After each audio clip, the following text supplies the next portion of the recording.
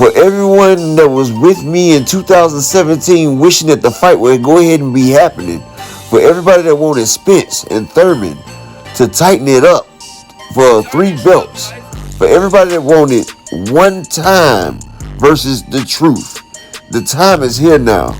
We have the captivating fight of Keith, one time Thurman, and Earl, the truth Spence.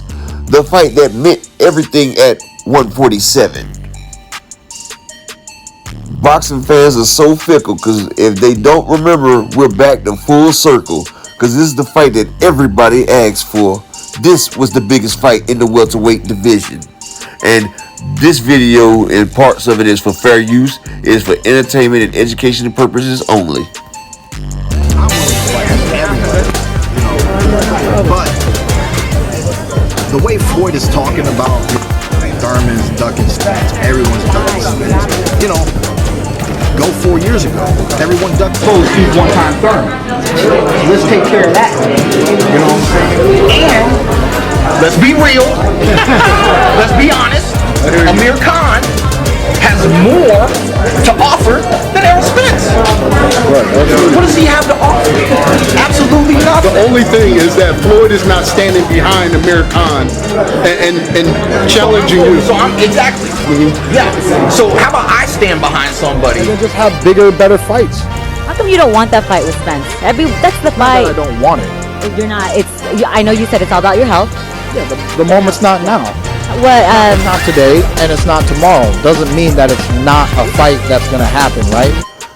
All these years of building, now both of y'all, Thurman and Spence, are both in the apex of y'all career. Y'all both at the place where it's time to put up or shut up. Thurman dropped the ball a little bit with the loss to Pacquiao. But even though he lost to Pacquiao, there's no better person to lose to than Pacquiao, because he arguably almost won the fight. People can say Thurman won, some say he lost. But Pacquiao is the same person that's beaten Adrian Broner, Lucas Matisse, Jesse Vargas, Timothy Bradley twice. Same man that beat Juan Mel Marquez, Shane Mosley, Antonio Margarito, Miguel Cotto, Ricky Hatton, Oscar De La Hoya, Marco Antonio Barrera, Eric Morales. He's a legend. And he could lose to anybody but a legend, and you can't have a problem with that. So you got Keith Thurman, who lost a very close split decision to Manny Pacquiao, who is a living legend. And you got Earl Spence, who's still undefeated. This fight hasn't lost no luster, really, if you think about it, because these are still the 2 top of names in welterweight. Because anybody Terrence Crawford can fight doesn't have the resume of a Keith Thurman. Actually, Keith Thurman is probably a harder fight than Terrence Crawford. Keith Thurman has a better resume than Terrence Crawford. Even with the loss with Manny Pacquiao, his resume is arguably better, because he beaten Sean Porter and Danny Garcia at the apex of their careers. One time will be one of the best people that Errol Spence has fought anyway, because Errol Spence doesn't take tune-ups. He doesn't take bums. Anybody that Errol Spence fight is pushing him on to greatness. Everybody he's fight is a great fighter. He doesn't take fights like Terrence Bud Crawford. And Keith Thurman has power in both hands. Stopping power in both hands. He's athletic. And he's one of the highest IQ people out there. Anybody that's ever fought Keith Thurman brags about his IQ, his speed, his power, the way he maneuvers the ring, his generalship. He's one time. He is the former unified champion of 147. The former Mr. Boogeyman of 147, who everybody wanted to come see. Who everybody had to come see. Who was in charge of the belts. Who had to let it go because of injuries and inactivities, but Mr. who didn't lose none of his belts in the ring, but one. He still didn't lose that WBC like he said in the ring. So Earl gets a chance to go ahead and finally put the stamp on Keith Thurman, to take Keith Thurman to what he needs to give him. Because this is a fight that we've been watching ever since we seen the Bundu fight. How they fought Bundu after each other. Then how Danny Garcia and Sean Porter.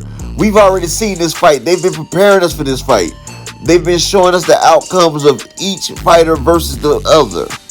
Now we get to see Thurman versus Spence. And we done lost sight of how great this fight was. Even Terrence Bud Crawford said when he comes to 147, the guy he needs to beat is Keith Thurman. And I wonder why Keith Thurman is keep ducking Errol Spence. Everybody is ducking Errol Spence. Errol Spence wants his mandatory with Cal Brook. For Spence. Yeah.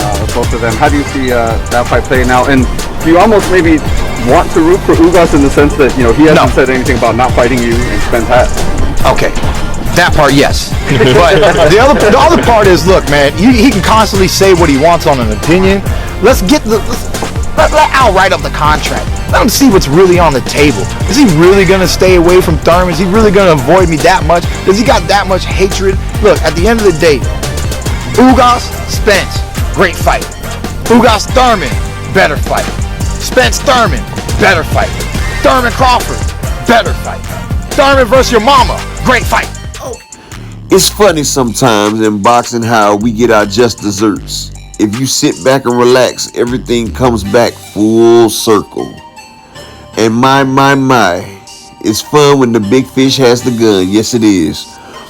Because a lot of us felt that Keith Thurman was doing a lot of playing and a lot of ducking and a lot of politicking to stay away from Errol Spence and to keep his belts and to stay away from that young champion. Now Earl is the money man. Earl is the big fish. Everybody wants Earl. So now you see how Keith has been calling out and trying to stalk Errol Spence for the fight. Damn near begging. Everybody wants that bag. Because when you fight Errol Spence, it's a life changer in more than one ways because he's going to take years off your boxing career. But you're going to get paid handsomely for it. Because ain't nobody that fought Errol Spence walked away and had to make another fight. But they do make another fight because you get paid so well. It's a damn motherfucking 8-figure fight when you fight Errol the Truth Spence. That's why he commands and dominates what he wants. Keith's about to get the check that he wants, but he's about to get that ass whooping that we all been wanting to see him get. And I, for one, am glad about it. Plus, I would like to see the fight because Keith is, no matter what people say, Keith is a great fighter. And people always talk about Keith's body and how Earl will stop him early because of his body. Keith's been having that same body injury his whole career. And notice, only person that's beat him is Pacquiao. See, Keith's IQ is so great and his lateral movement and his legs are so good. He's found ways to keep you away from that. And because you know that's his weakness, if you come forward, you might get stuck by his strength. And you might fall into a trap and get hit with one of them right or lefts that carries hellified power in his hands and get stopped. Yeah, we've seen Keith Thurman hurt a few times in the body, damn near every fight, but they don't never finish it because he's a wild, crafty veteran. And that's going to be the best fight that we've seen in a long time, Thurman versus Spence. I recommend it. 147 will be a great fight, but at 154 it will be an even greater fight because both fighters will have maximum energy, maximum speed, maximum punch resistance. They'll be a lot stronger in the fight, a lot more comfortable in the fight because they both fought above that weight, and it's hard when you got to cut down to 147. And like I said, you won't see the best Spence until you see him at 154 or 160, where he's not drained and cut down, so he's only 50% of himself. Spence at 147 is like 45 to 50% of the Earl the True Spence. And I'm just glad now he's starting to move on because Bud Crawford doesn't want no smoke. All he's doing is living his life and trying to retire undefeated off Errol Spence. He's using Errol Spence to broker off a side deal to fight Oscar De La Hoya's throwbacks just so he can get up out of here because he knows he can't beat Spence. He's seen that. That's why he's not really pushing the fact after the Danny Garcia fight. But that's all I got for you today. This is your boy Upper Echelon. Y'all make sure y'all hit that like and subscribe button. And if you're new to my channel, man, subscribe. Join the family, man. You know, because we're going to get it popping this year. And we're going to start having discussions and lives going on this year. And if you want to hit the super thanks, that's fine too. And, you know, I'm in the hospital. Hopefully I go home tomorrow. But no matter what, I'm going to stay on my grind and keep giving y'all this entertainment and keep giving y'all this fire right here. Upper Echelon. I'm out.